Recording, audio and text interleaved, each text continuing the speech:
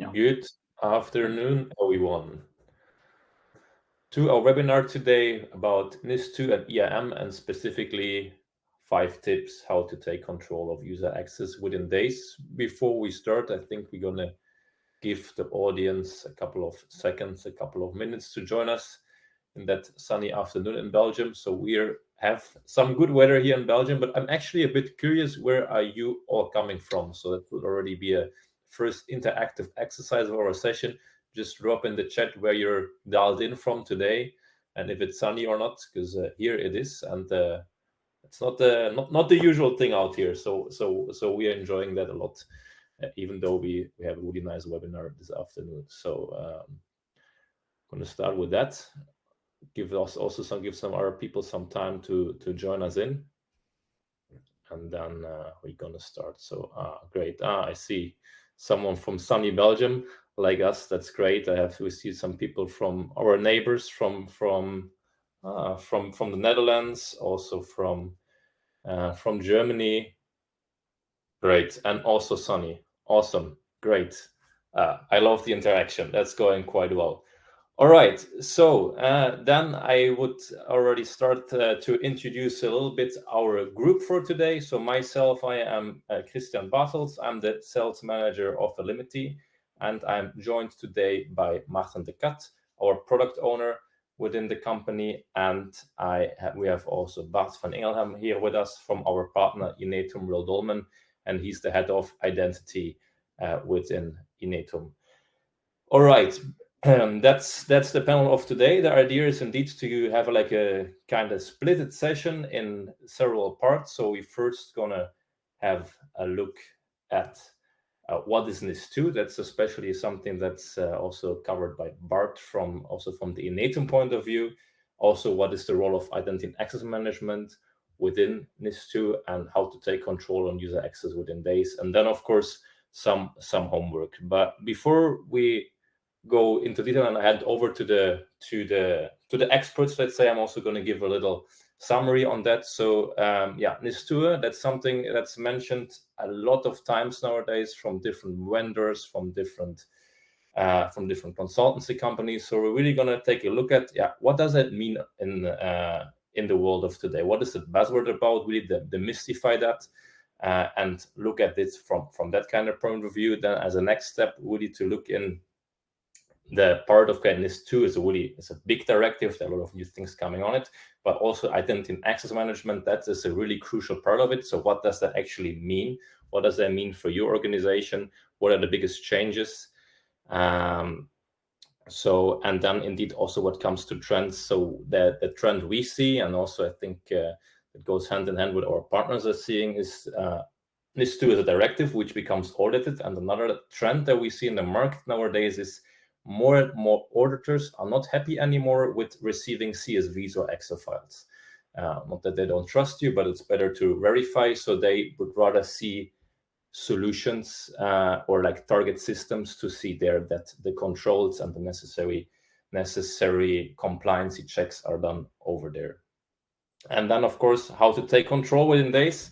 So the idea is how you actually do that. And I think that's then the part, especially where Maarten comes in with his expertise, is how can you do that? How can you do that firstly on a, let's say, white label basis? So without a product, what are the first steps you can do? But then also accelerate that. How are you able to do that with the Elimity Insights platform? And of course, last but not least, that thing that we all did not like when we were back in school, homework, but now which is really useful for you is homework in the sense of where can you start? What are the things to actually do to have some key takeaways for you guys to start with that? And with that key takeaways, I'm going to hand over to Bart to give his view on the NIS2 directive and the view on IAM in that kind of sense. Over to you, Bart. Thank you, Christian. Hi, everyone, and welcome. My name is Bart van Engelkem. As Christian already introduced me, thank you for which. I'm responsible for well, a couple of domains within Inetum-Belgium, and digital identity is one of them.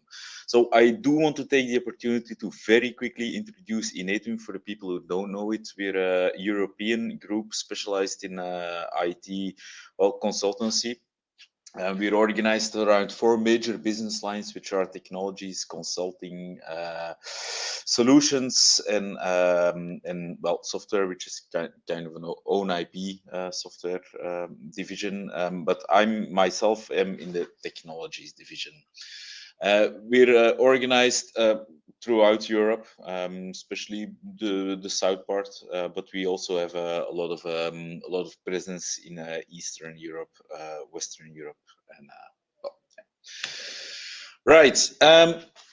So to start on NIS2, just a very quick overview. So NIS2 it's the new European cybersecurity directive. It will replace the existing NIS directive as of October 2024.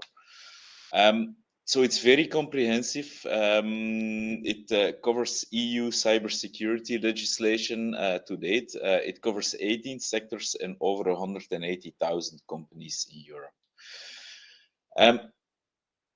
Important is that its goal, its purpose is to establish a baseline of security features. So the entire goal of NIS2 is enhancing the cybersecurity maturity and the resilience level of European organizations. So it's an update of the former NIS directive. How is it different? Well, first off, it has strong requirements. Let's be honest, the previous NIS directive was already a couple of years old. We live in a different reality now, reality where cyber risk is way bigger than it was with the initial NIS directive. So it has very much stronger requirements. It also affects more sectors. There is a division between critical and non-critical sectors, and a lot more sectors are labeled as critical. So its focus is also on securing and business continuity, and that includes supply chain security. So any and all companies that need to adhere to the NIS2 security directive need to make sure their entire supply chain is compliant with the NIS2 directive. It focuses very much on improving and streamlining report obligations, which is where we can make a bridge already to Elimity, but we will do that further later on. And there are a lot worse repercussions. So next to fines, NIS2 or not being compliant to NIS2, it can lead to legal ramifications for the management. So that means that the management of organizations is responsible and accountable for being NIS2 compliant. And it will be enforced locally in all European member states. So I think it was on the previous slide, all member states are obliged to formulate a NIS2 directive in local regulation and law. So a lot of sectors are impacted, mainly in, as I've already mentioned, the sectors are divided in highly critical and critical. So all highly critical sectors. If your organization is active in healthcare, energy, transportation, or drinking water, you were already in the highly critical sectors. What's new? Everything regarding wastewater, public administration, aerospace, and ICT service management, business to business, needs to be NIS2 compliant. So those are new critical sectors. Also, the banking and the financial market insurance, they even have strict regulations, and that's the DORA, Digital Operations Resilience Act. Other sectors that need to be compliant are labeled as critical sectors. It's digital providers. They were already a critical sector, but now also all research, food production, distribution, postal and courier services, waste management, and manufacturing, and the manufacturing and production on distribution of chemicals. So as you can see, all the sectors with the red lines around it are new to NIS2. So the scope of the NIS2 directive has well, drastically increased, and there's a lot more organizations that need to be compliant. So entities may be designated as essential or important. What determines this? It's factors such as size, sector criticality. There's an entire list. It can be consulted. If you're not sure, we can help you with that, obviously. But in essence, since not only the companies and organizations, but also their supply chain needs to adhere to the NIS2 standard, this actually means that it's not 100, it's 180,000 companies that that are directly impacted. But if we count the supply chain companies with them, it's a lot more.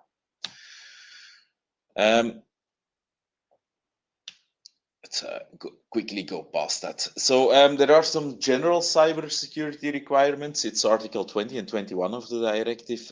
They're related to governance and cybersecurity risk management. So governance becomes very, very important. Right? Governance and reporting, as Christian already mentioned, auditors are no longer satisfied with a CSV file or an Excel file.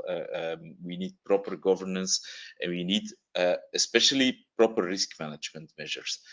That means, for instance, an obligation to report problems or issues.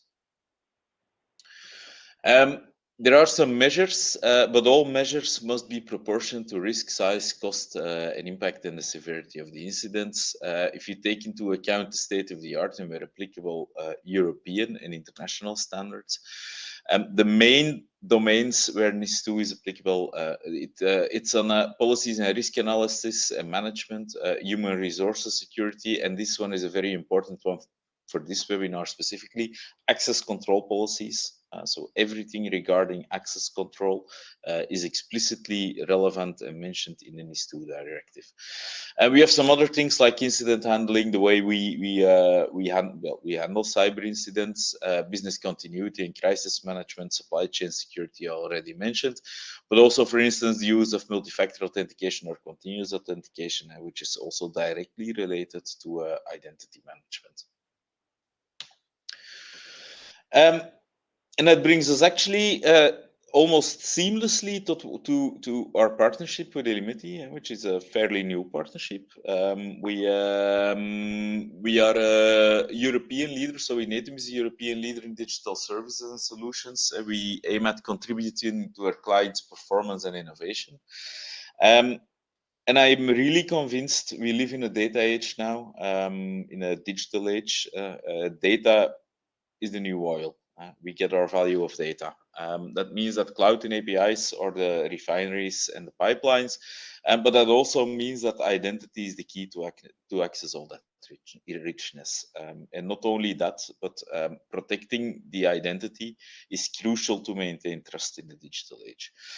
To that end, I would like to hand the word to Maarten, where I think we have a very, very nice addition to our portfolio with Elimity in the sphere of identity governance, which is crucial for NIS2 compliance. Yeah, thanks, Bart. So, awesome introduction. If I would rephrase it, it's really NIS2 raises the bar for lots of things. Identity and access management has become crucial for cybersecurity in many different ways. So if NIS2 is forcing you to do more, to take control of cybersecurity, then by all means, one of the first things to do is also take control of who can access what.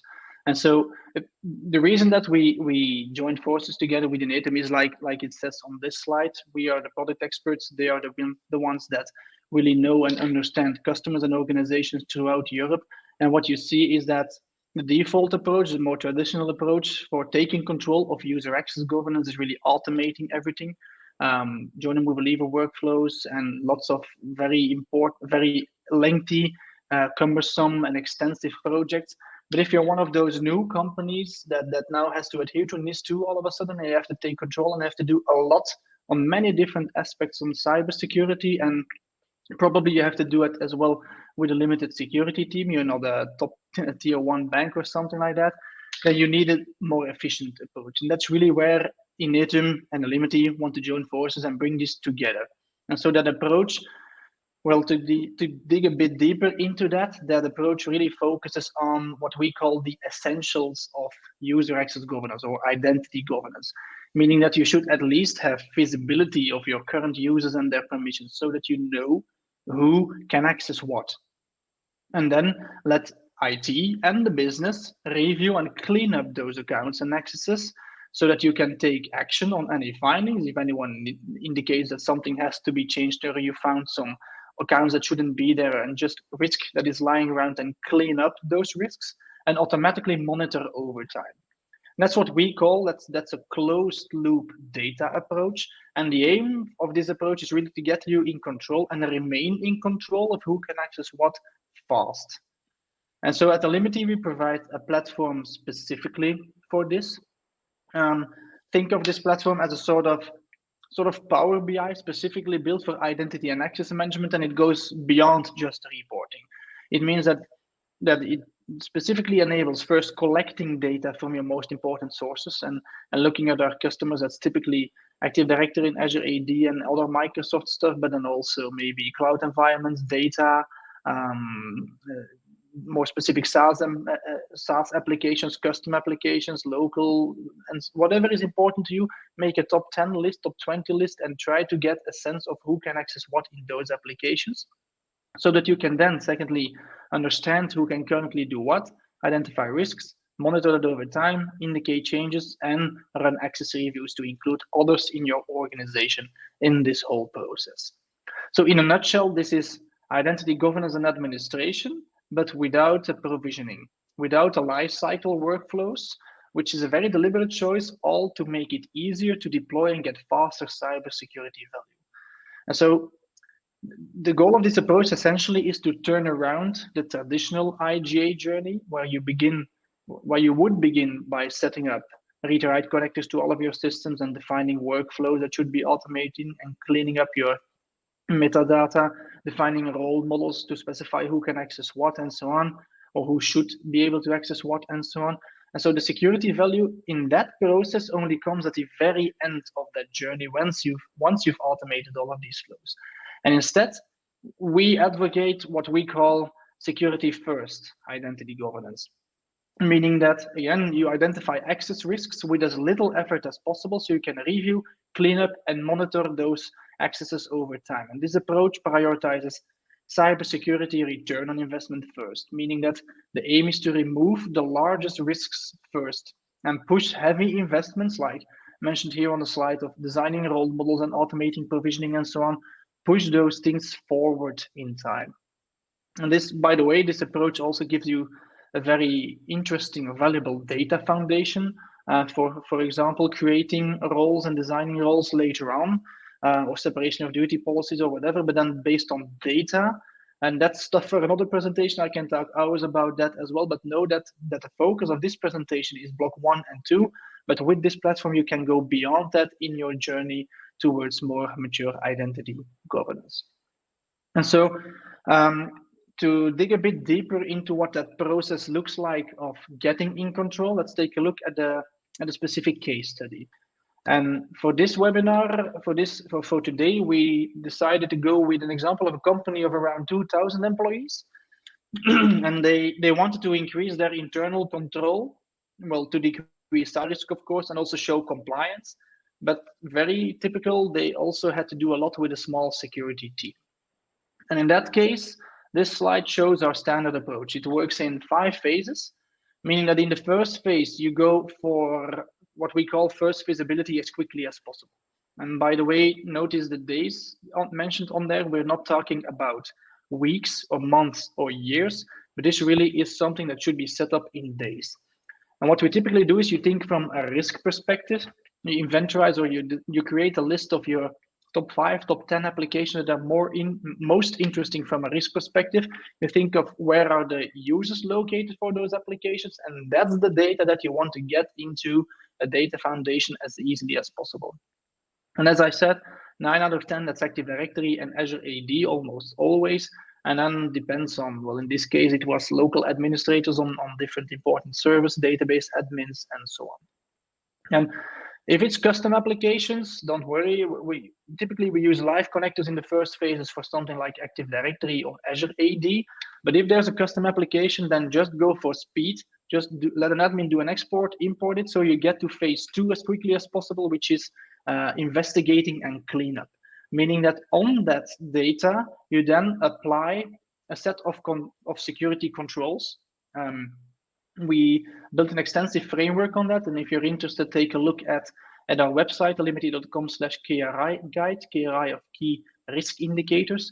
But in essence, it's 8 categories of security controls that cover major frameworks like ISO, SOC 2, and so on. And typically, this at least includes orphaned accounts, privileged accounts, role hygiene, data quality, maybe some segregation of duties around financial applications, so to prevent fraud.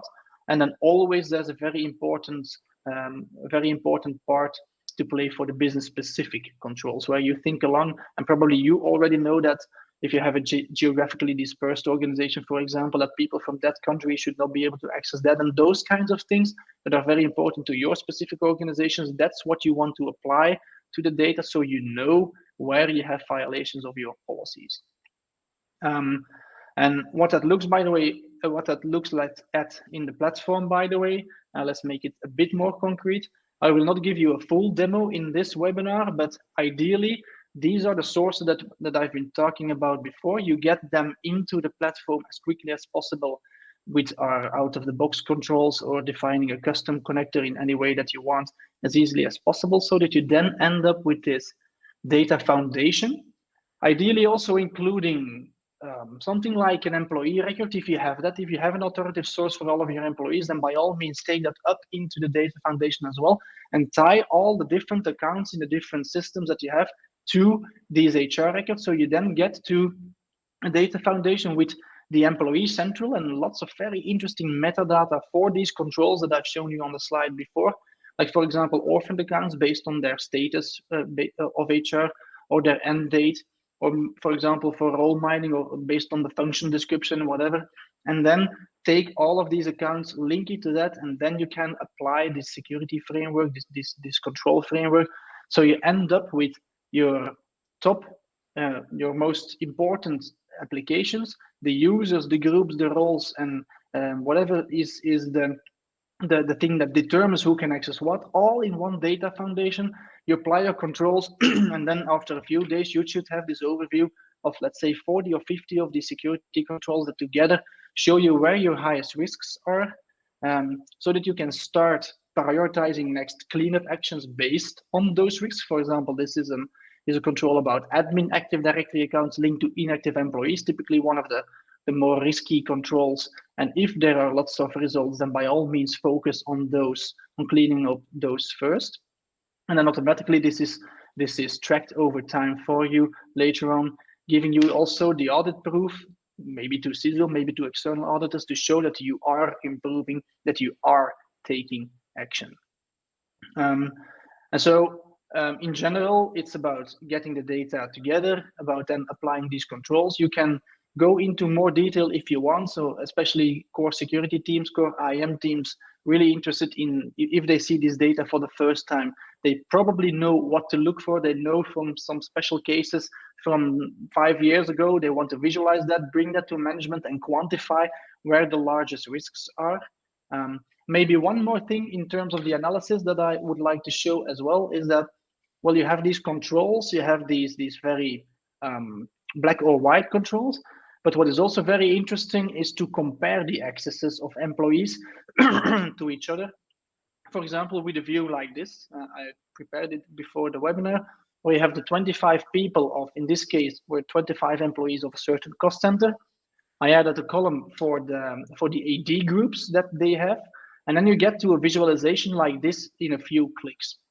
And this is important from the perspective of risk detection. And because in every customer, every proof of concept that we have done this visualization, we always find these red crosses, which are cases where only a few select people of a team that you would expect that are able to do the same are able to do these specific things. And most of the time, that's because there's a problem with the mover processes, and these people have moved throughout the organizations, have been given more and more permissions over time, but never been revoked. So this here clearly is potential risk lying around. It's probably the case that Aurélie Quantum is not, should not have these permissions as the only one in her team. And that's the perfect question to ask to a line manager in an access review. And more on that in a few seconds. And then secondly, also, if you're looking at this data from a role mining perspective, then the commonalities are interesting. And in this case, you see that it probably isn't that good an idea to create a role for these people all together, because there are very little commonalities shared across all of these people, but there do seem to be some subgroups. So if you're thinking in that kind of exercise, then by all means use data like this to visualize the current permissions of your employees, and don't start just evaluating or interviewing people top down, because it will cost you way more time and effort while you have the data to support this exercise as well.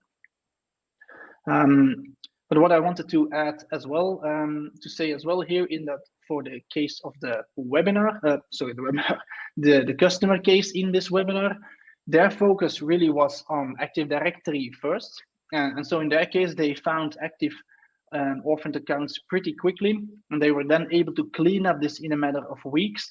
And that was really important to the CISO in that case, because identity governance had an image of being expensive and years of work.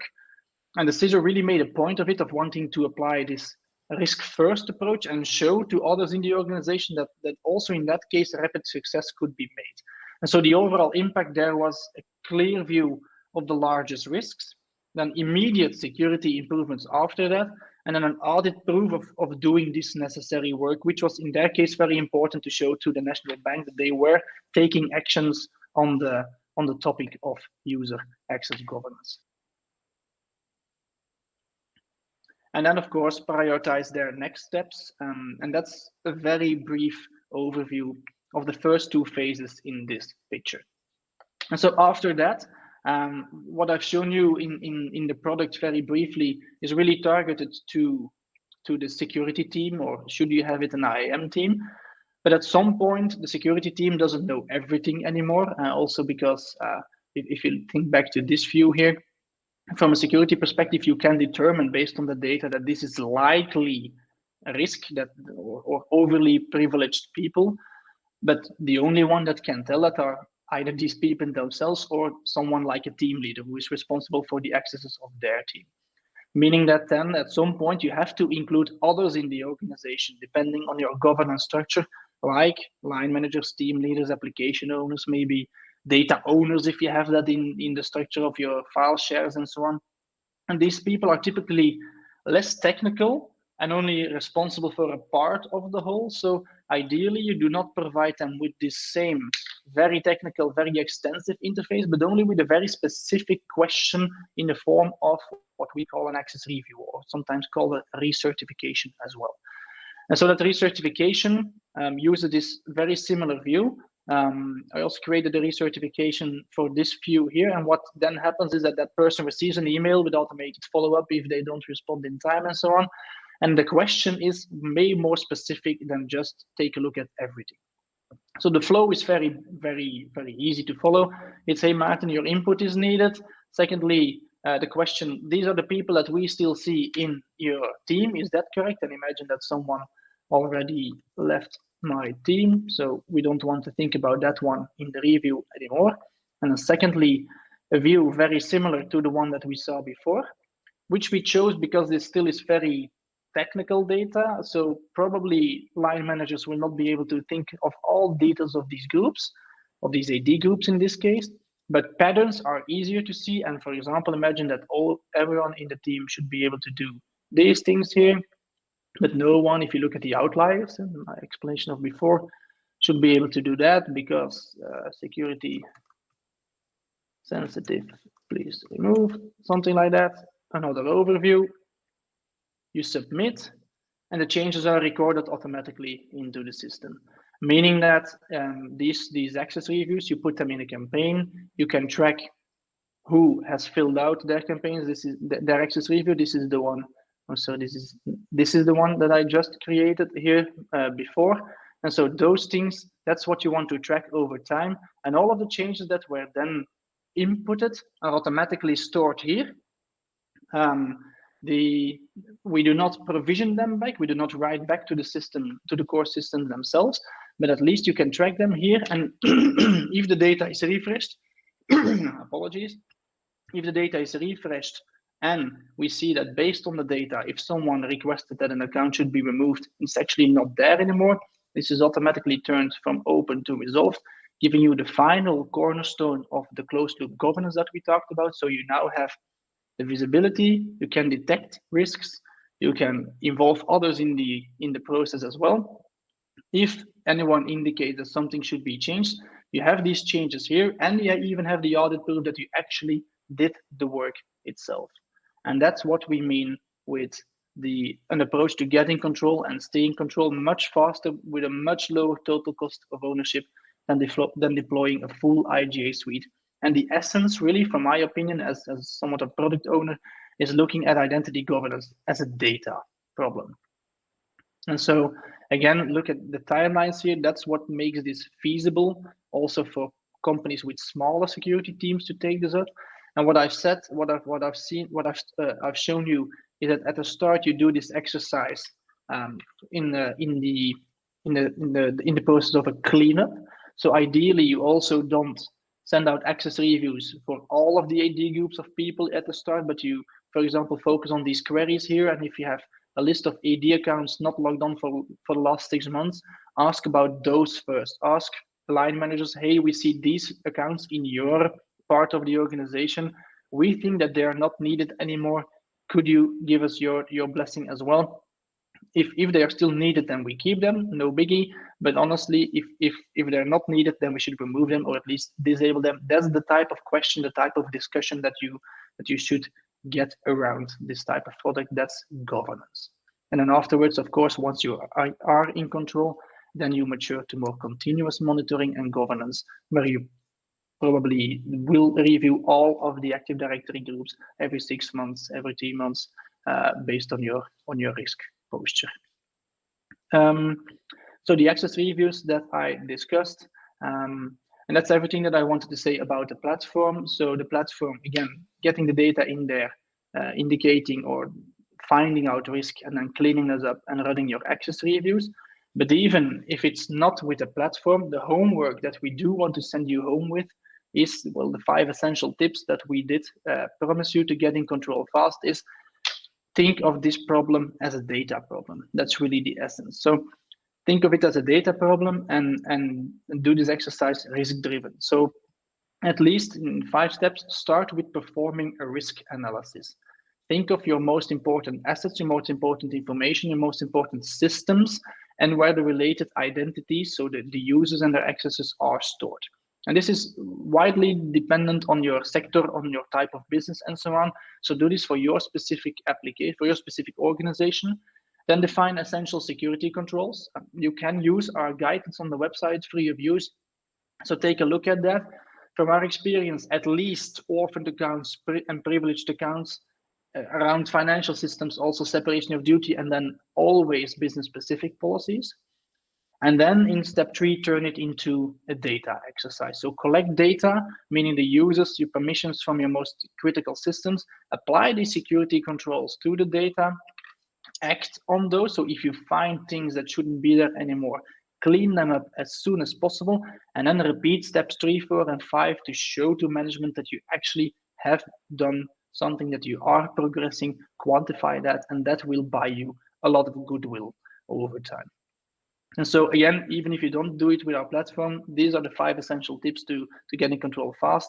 If you want to perform these steps efficiently, of course, do take up contact afterwards, or visit our website, or take up contact with anyone here in this webinar.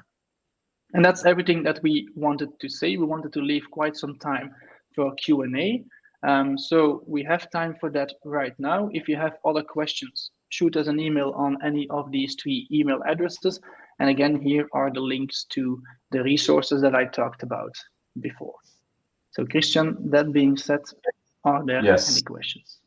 Indeed. Let's take a look at the questions we have, and we also give the audience a couple of seconds for putting questions. First of all, guys, thank you so much. I think it was really insightful and a great combination of content. So then let's see what the questions are that we haven't. That's a good one, and one that we see quite often is, I see here, isn't Elimity then just like a one-off to be ready for audit? Good question. It can be. So there's no downside to it. So the fact that gathering the data and getting to applying these controls and getting these insights is that efficient also makes that some organization asked to do this as a form of, well, assessment, we call it, where you then again use data. So there are many of these IAM assessments in the market where you look at processes and procedures and do this maturity assessment. This really is focused on data and finding out risk and so on. Gives you the perfect starting spot to quantify risk, maybe to upper management to justify next steps and so on. But typically we do see that after this initial assessment, you have done the work, the platform is there, so why not just keep it running? That's where the real value comes out of time, that it then becomes, well, starts taking a life of its own, where other people want access to this information, you want to add more data to it, and then it goes beyond just the initial assessment, but it can be the perfect starting place, definitely, yeah.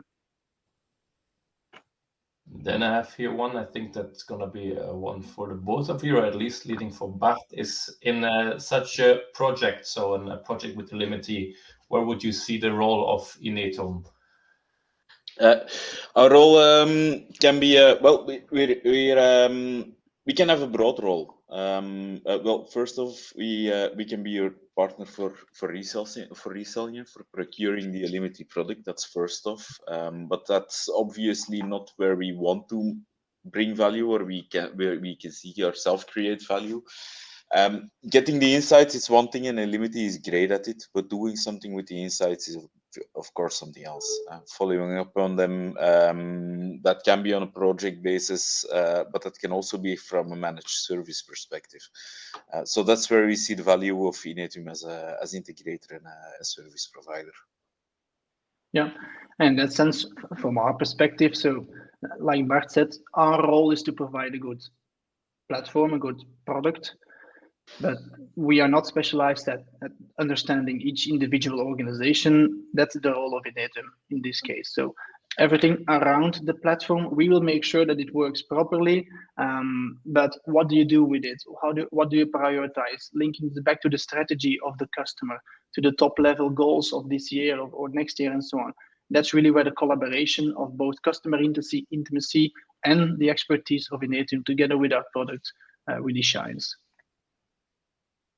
All right, and then I have another one, which is also quite a good one we hear a lot, is what kind of deployments does Elimity support?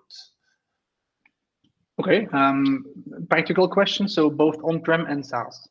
What you see here is what you have seen in the demo is an instance in our SaaS environment. So if you're SaaS first, cloud first, then you don't have to deploy anything locally.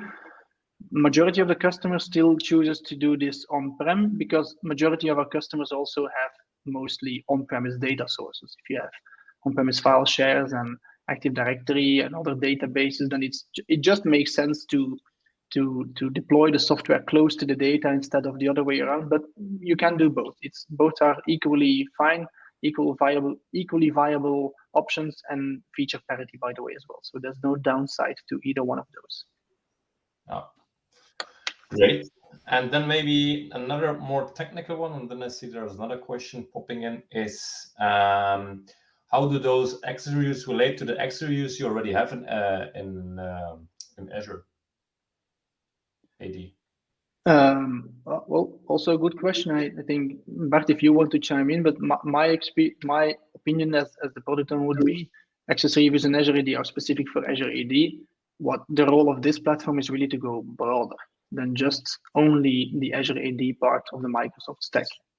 Indeed. Yeah. Okay, great. And then more a question of local presence. I have here from if we have a presence in East Africa already. Maybe Good question. Good question. Who is going to take this one? Where do the fingers of Inetum stretch, Bart? Also to East Africa? We do have some service centers in Tunisia and Morocco. That's not East Africa, of course. We do have African presence. East Africa today, not, I'm afraid. But we do have a presence in Africa, in Morocco and Tunisia.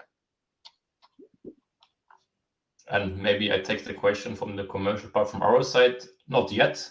What we see there, we see especially in the Middle East and also Africa, there is a growing need and a growing interest, and especially the lightweight part of the solution, having something that is really easily deployable. So if you're interested there, that's nothing that holds us back. There we don't have a presence there yet. Yeah, cool question. I think there was a really good Q&A session. I also see the first people are jumping onto the next meetings. So I think that's a good moment to close that webinar.